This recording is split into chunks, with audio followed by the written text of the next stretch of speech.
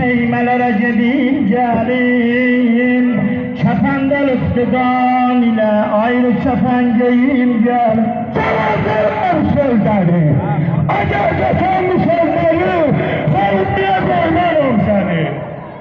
Yâre deyip başıma, gani ahırım sözleri, şibhe desem sözleri, Gedim çapan giyim gelip ay gayretle belfet getim dağılır.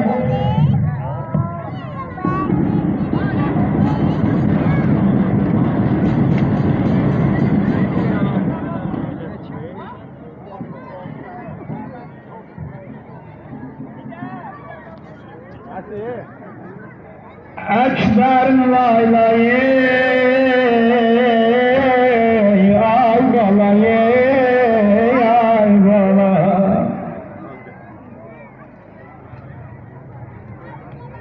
bala canlı ağlamayı,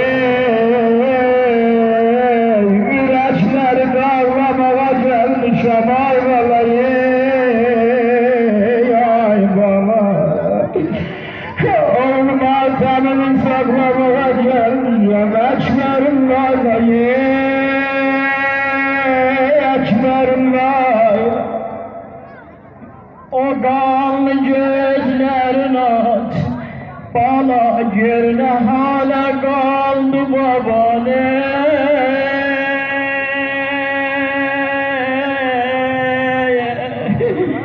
Yüreği denizdirem oğlum, cenazen izleyelim ay vallahi. Ay vallahi, bala ağlarım, sana düşmanların gülür babama. Başıma ben dolanıp ses verek benim sesime, canım sana kurban ay balayı.